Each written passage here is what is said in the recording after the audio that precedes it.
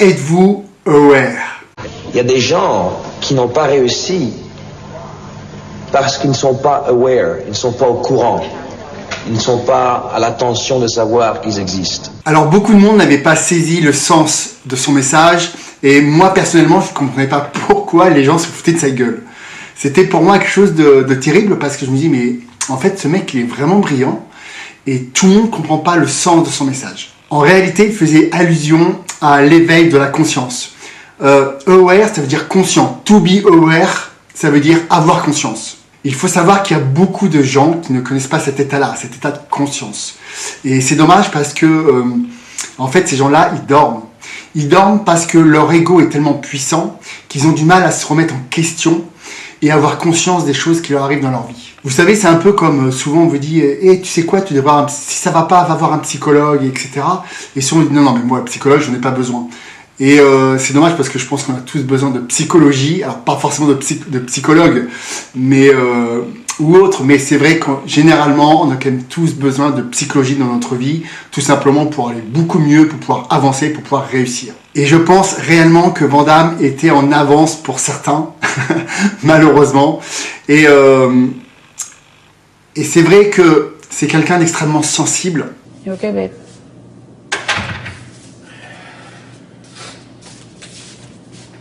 Non.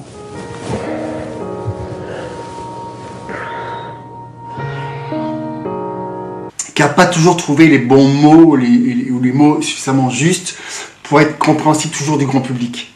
Et c'est vrai qu'en plus, ses déboires avec la drogue n'a pas arrangé les choses. Et c'est pour ça que beaucoup se sont moqués de lui. Mais en réalité, je pense que Van Damme est quelqu'un de vraiment brillant et de très très intelligent. Et parfois, quand on me demande des questions comme la cacahuète ou le mot aware, je me dis mais qu'est-ce que je fous ici? Et moi, je te parle dans les yeux et j'en ai rien à faire. Tu vois? J'ai un mec qui est très très vrai. Bon, mais à côté de ça, je me suis aussi rendu compte qu'il y avait quand même beaucoup de gens qui l'appréciaient, beaucoup de gens qui l'aimaient, beaucoup de gens aussi qui comprenaient le sens de ses phrases. Et même s'il a été maladroit, je pense qu'il peut vous apporter vraiment énormément. Réécoutez ces phrases, ces phrases, on va dire, un peu cultes. Et vous allez voir que derrière tous ces mots, il y a une réelle intention de faire du bien autour de lui et aux gens qui l'écoutent. Alors, en neurosciences, il faut savoir que la prise de conscience ou avoir conscience des choses qui nous arrivent est la base de tout. Et c'est même ce qu'on va rechercher en priorité, car la prise de conscience va vraiment vous permettre de changer d'état et de pouvoir avancer malgré les difficultés de la vie. Et c'est en étant conscience de ces problèmes qu'on peut les combattre et avancer. Alors la question qu'il va falloir vraiment vous poser, c'est est-ce que vous voulez vivre votre vie selon vos propres choix ou selon les choix des autres ou des choix inconscients des autres? Je m'explique. Enfant, par exemple, nous adoptons la religion de nos parents sans qu'il y ait notre consentement ni même notre volonté. Parfois même nos parents décident de notre activité qu'on va faire. Enfant, souvent, les activités périscolaires ou même la voie, parfois, est dictée par nos parents. Tel ou tel sport, telle ou telle activité musicale ou quoi que ce soit. Et généralement, c'est nos parents qui décident. Et c'est vrai que du coup, on n'est pas totalement libre de nos choix. Très peu de décisions, en réalité, viennent de notre propre volonté. Ce sont souvent des gens qui sont nés avant nous, comme nos parents, comme je viens de vous expliquer juste avant, ou de personnes, d'amis, qui nous influencent. Et combien de fois vous allez vous faire des choses et on vous a dit « Non, mais fais pas ci, fais pas cela, c'est trop compliqué, je te conseille plutôt d'aller là. » Ou on vous dit en fait avec des paroles parfois blessantes, c'est vrai, qu'il vaut mieux te conformer à des choses assez conformes. L'habitude s'est alors installée et c'est l'habitude de s'oublier en réalité. Retenez bien cette phrase, l'habitude de s'oublier. Et l'état de conscience va vraiment vous permettre de ne plus vous oublier et de savoir réellement ce que vous voulez dans votre vie et ce que vous ne voulez pas.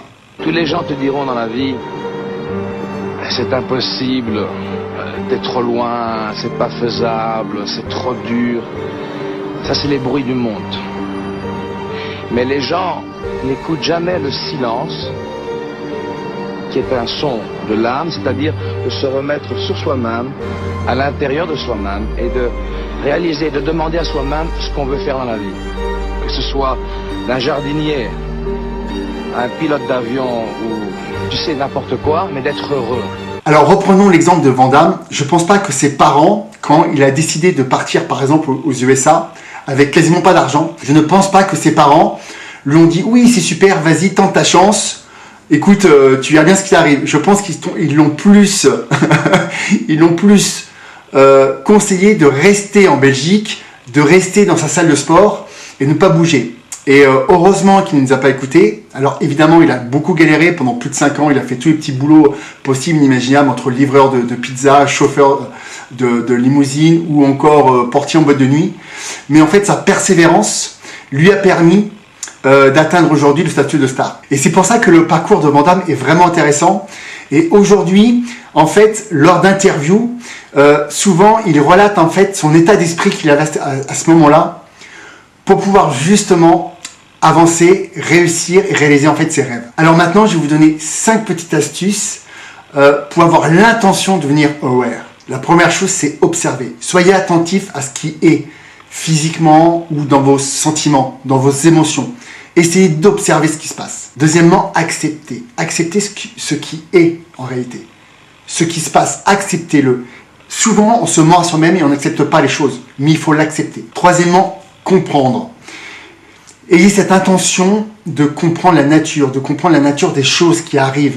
Essayez de ne pas juger, de ne pas critiquer les autres. Essayez juste d'avoir de l'empathie pour comprendre les autres. Quatrièmement, être conscient. Être conscient des choses que l'on désire et ce que l'on veut réellement. Et pas, comme je t'ai expliqué avant, ce que veulent les autres. Mais vous réellement, qu'est-ce que vous voulez, vous? Cinquièmement, être en relation. Être en relation avec les autres sans une seule forme de supériorité. Essayez de ne pas... Je sais que c'est compliqué parce que souvent notre ego pense qu'on est toujours supérieur à l'autre.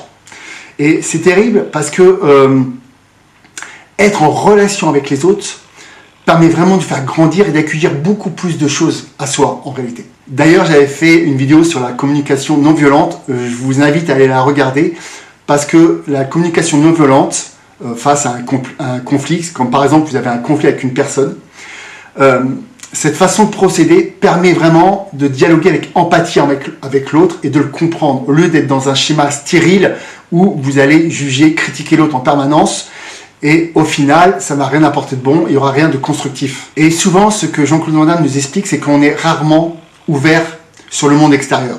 On s'enferme souvent sur nous-mêmes, dû notamment à notre ego, et on s'enferme totalement. On reste enfermé en fait dans notre monde intérieur. Et souvent, on fait plus d'efforts de s'intéresser aux autres. Et nous finissons par ne plus être conscients des choses qui nous entourent. Alors, je vous raconte pas parce que, en plus, avec les téléphones portables, c'est devenu une catastrophe. Parce que on est tous connectés sur notre téléphone portable, on regarde tout le temps nos messages, on regarde, par exemple, cette vidéo, mais si cette vidéo permet de vous ouvrir, c'est différent. Et c'est vrai que d'être totalement focus sur nos téléphones, on s'enferme totalement. C'est-à-dire qu'on vit dans un monde à moitié virtuel. Je dis à moitié parce qu'il y a quand même des gens qu'on connaît sur les réseaux sociaux. Mais il faut bien vous dire une chose, c'est que 50, 60, 70, 90% des gens, en fait, on les rencontre même pas. Et on s'enferme dans un monde virtuel sans s'ouvrir à ce qui se passe réellement en ce moment, devant vos yeux, pas devant le portable, mais juste à côté.